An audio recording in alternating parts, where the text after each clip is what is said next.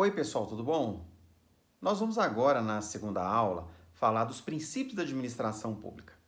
Então, o entendimento dos princípios que regem a administração pública, ele é fundamental para que nós possamos saber quais são as nossas possibilidades de atuação, nossos limites, nossas atribuições e competências. Vocês vão encontrar esses elementos, esses princípios, lá no artigo 37 da Constituição Federal de 1988. E são eles os princípios de legalidade, impessoalidade, moralidade, publicidade e eficiência. Eu vou falar de cada um deles a seguir. Esses princípios eles precisam ser observados pela administração pública direta e indireta no desempenho de suas funções. Então, textualmente, nesse artigo, está escrito assim: a administração pública direta e indireta de qualquer dos poderes da União, dos Estados, do Distrito Federal e dos municípios obedecerá aos princípios da legalidade, impessoalidade, moralidade, publicidade e eficiência.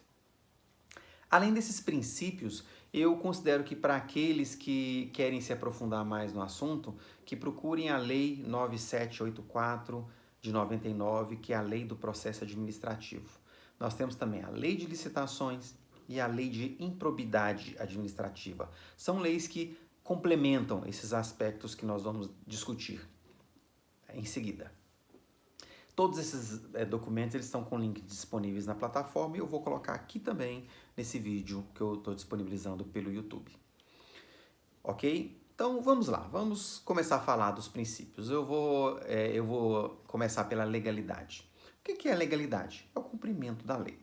Então, o princípio da legalidade, ele trata da atuação do agente público única e exclusivamente sob observância da lei, acima de interesses privados e pessoais. Não é possível, portanto, e como eu havia adiantado no vídeo anterior, que um gestor escolar possa tomar uma decisão que não esteja inscrita no ordenamento jurídico. Esse entendimento vai de encontro a uma perspectiva de que aquilo que está inscrito na lei é a vontade coletiva. Bom, vocês podem me dizer, mas não é bem assim. Nem sempre o que está escrito na lei é a vontade coletiva, nem sempre é a vontade de uma minoria. Mas, olha, vocês podem estar certos, eu não nego. Mas é o ordenamento jurídico que organiza a sociedade. E a mudança desse ordenamento precisa considerar outros movimentos, que sejam de resistências, de organização da população para modificação da legislação, de desobediência civil, como a que nós vimos agora no último show do Lollapalooza, sobre uma suposta campanha antecipada. Percebam, mas não é o gestor público quem vai promover essa desobediência. Não é ele quem vai deixar de cumprir a lei. É a sociedade que, a partir das suas histórias, das suas lutas, do envolvimento coletivo, é que promove a mudança da lei. A lei ela não é estática. A lei ela muda com o tempo. Observamos, por exemplo, hoje como que se ampliaram os direitos em relação a gênero, em relação à cor. Isso tudo faz parte de histórias de lutas, ok? Então, então observem, essa resistência à desobediência civil ela é realizada por aqueles que não atuam em nome do Estado. Ou seja, não é possível um gestor ou uma gestora tomar decisão que seja contrária à lei. Não é possível, ou melhor, ao agente público cabe apenas o atendimento legal, sem outra possibilidade. Se por um lado, esse princípio aparentemente limita uma possível boa intenção do agente público, por outro, esse princípio ele limita também inúmeras ações arbitrárias que podem impactar negativamente em toda a sociedade.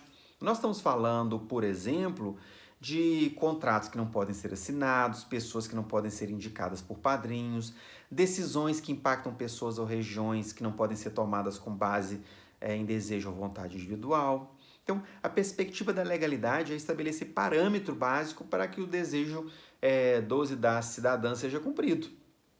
Vamos falar da escola. Sob a égide desse princípio, não é possível um diretor abrir mão a um estudante, abrir uma vaga a um estudante por conhecer bem seus pais. Ele não pode distribuir professores naquela escola ou enviar professores para outra escola porque ele tem mais ou menos proximidade. Ele não pode direcionar recursos financeiros para um determinado grupo político e etc. E tantas outras situações que não são possíveis. E além disso, é importante ressaltar que a atividade de todos os agentes públicos, desde o presidente da República até os servidores municipais, está submetida à obediência, ao cumprimento e prática das leis.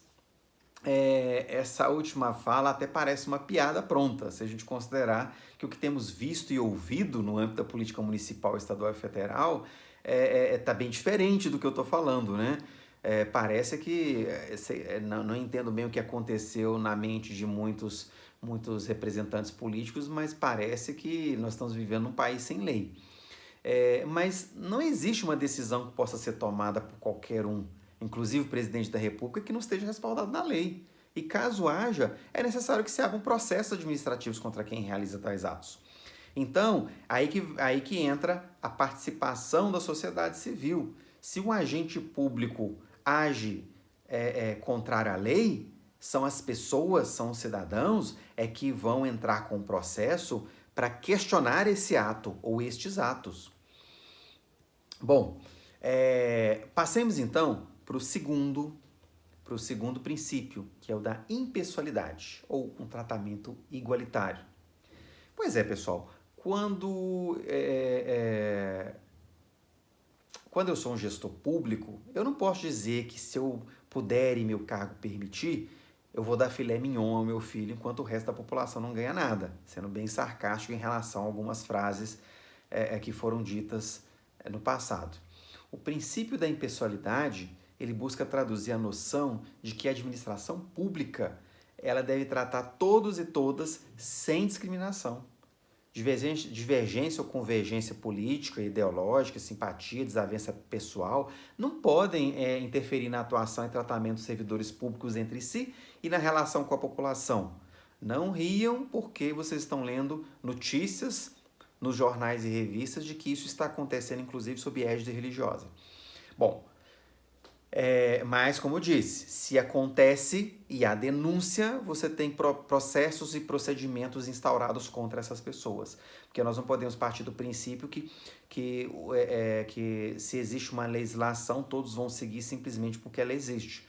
Somos humanos e há pessoas que vão seguir e outras que vão fazer exatamente o contrário. Então, esse princípio da impessoalidade, ele rege, por exemplo, concursos públicos. Existem, obviamente, cargos de comissão nos quais políticos podem indicar parentes, até propor realização de rachadinhas, em todos os níveis isso acontece. A gente sabe bem que é convidar alguém para um cargo e ficar com a parte do salário para si. Felizmente, a maior maior número de cargos públicos são de caráter efetivo, ou seja, pessoas que precisam ser aprovadas num concurso público de provas e títulos, que possuem normas rígidas, diversos parâmetros legais e que buscam garantir ou minimizar ao máximo a pessoalidade. Além da impessoalidade, o concurso público garante também igualdade de condições entre os concorrentes. E aqui nesse momento é interessante dizer que igualdade de condições não é a mesma coisa que equidade. Igualdade de condições diz respeito a todos terem os mesmos direitos. Já o segundo, ele vai dizer, ele está baseado no primeiro, mas ele diz o seguinte: para que todos tenham igualdade, é preciso que eu trate os iguais de forma desigual. Isso porque nem todos têm os mesmos benefícios ao longo de sua vida. Vou dar um exemplo. Uma pessoa que teve benefício público ou privado ao longo da vida, por causa da cor, porque nasceu numa família com mais dinheiro, numa proximidade de escola com mais qualidade, sob o princípio da equidade, ele não pode concorrer em condição de igualdade com quem não teve nada disso. Então a gente precisa criar um plus, a gente precisa dar um apoio a essa pessoa para que ela tenha condição de entrar no mesmo lugar que aquela outra está entrando. Isso, por exemplo, parece ser bem gritante quando a gente fala de quem estudou em escola pública e privada para entrar na universidade pública. Mas a necessidade de equidade existe em todos os setores, em todos os ambientes. Eu tenho necessidade de equidade de gênero. Por mais que eu diga, olha, existe espaço para mulheres e homens, mas os dados mostram o contrário, mostra que as mulheres ocupam menos espaço de gestão e ganham menos. Isso em todos os setores, e inclusive na educação, porque a gente observa também um número significativo de gestores homens, quando quase 70% das mulheres na universidade, no ambiente universitário, desculpe, quase 70% dos cargos numa universidade pública como a FMG estão com as mulheres. Percebe? Então, eu preciso, sob a perspectiva da equidade, eu preciso criar um plus, uma adição aos candidatos entendidos como minorias ou de baixa condição de concorrência, para que a distância entre eles e aqueles outros que foram beneficiados ao longo da vida por outros motivos, ela diminua. Senão, o discurso de meritocracia, ele acaba por ficar enviesado, uma vez que os ditos melhores, eles obtêm as melhores condições, que obtiveram as melhores condições ao longo de toda a vida, eles vão continuar entrando tendo as melhores colocações, os seus filhos idem, e isso gera um ciclo vicioso, na qual as demais pessoas, que são a maioria, nunca vão conseguir sair, nunca vão conseguir obter as mesmas oportunidades. Percebem? Então, a igualdade e a equidade, elas trabalham de forma conjunta para garantir isso. E por isso vocês vão observar a existência de lei de cotas para vagas públicas, seja ela para ocupar vagas em educação infantil ou emprego público. Então, vamos agora a um outro princípio, que é o da moralidade, que, na verdade, ele segue aspectos éticos, dos princípios éticos estabelecidos por lei. Então, o princípio da moralidade, ele não diz respeito àquele aspecto histórico da moral e dos bons costumes, como se dizia antes e ainda se fala hoje, né? Mas ele é mais relacionado a uma dimensão ampla de ética. Então, o princípio jurídico da moralidade, ele respeita os padrões éticos de boa-fé, do decoro, da lealdade, da honestidade, da probidade da prática diária de uma boa administração. É um padrão de comportamento, no qual o agente público ele preza pela boa prática cotidiana em seu trabalho. Imagine, por exemplo, que o agente público siga o regulamento, mas estabeleça diferença de tempo de atendimento entre uma pessoa e outra. Então, eu cheguei lá meio nervoso e briguei com o atendente, aí ele vai e começa a fazer uma operação padrão comigo, porque ele não foi com a minha cara, ou porque ele não gostou da forma como eu conversei com ele. E as outras pessoas, elas são atendidas de forma mais ágil.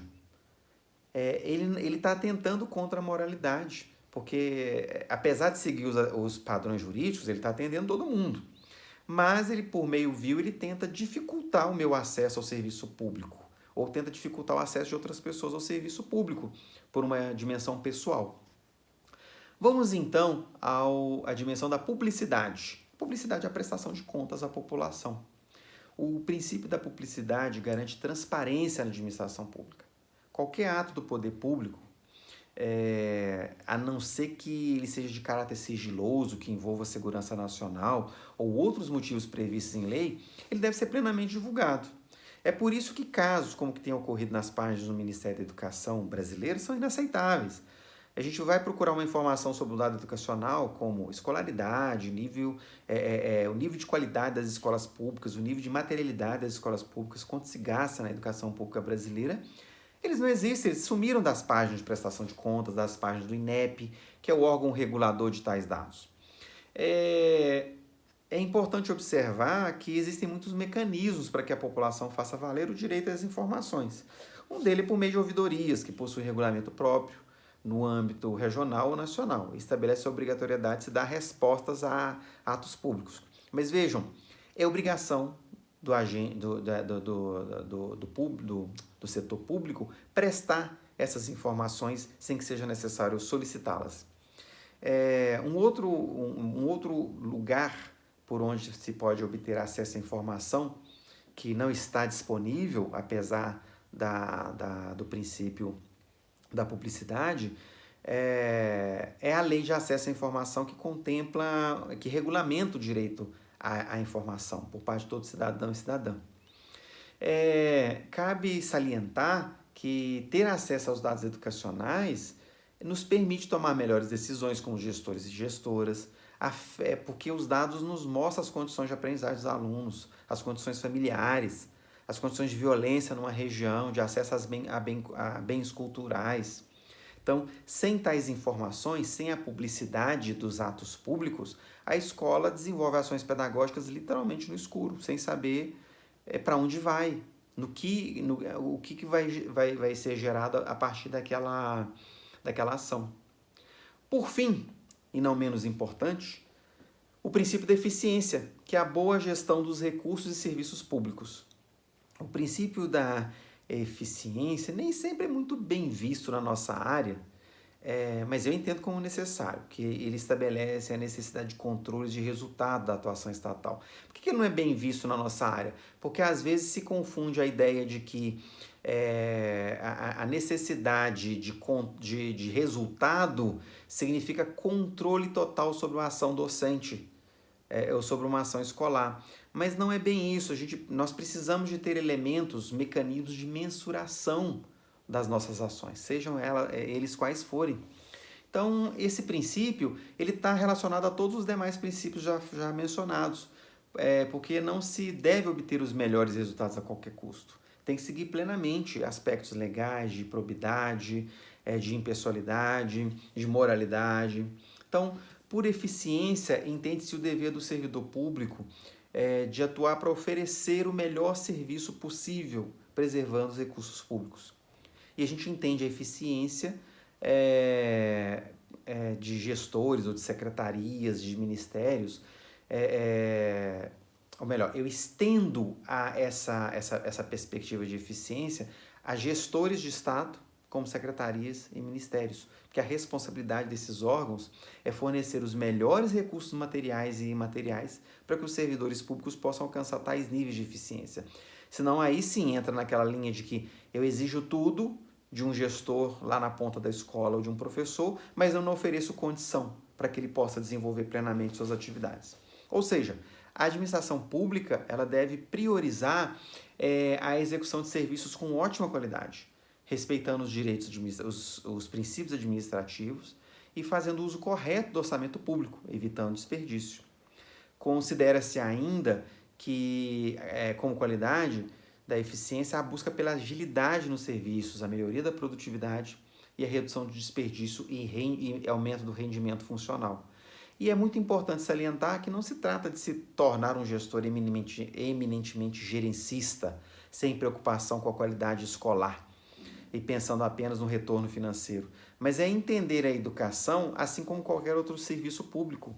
E uma educação de qualidade é aquela que é obtida por condições materiais e imateriais garantidos pelo Estado e aquela que é resultado de trabalhos de excelência exercido pelos seus servidores. Tudo bem? Gente, então é isso. Eu finalizo aqui a nossa aula 2 e até a próxima. E não se esqueçam de ler os materiais da nossa disciplina, tudo bom? Um grande abraço.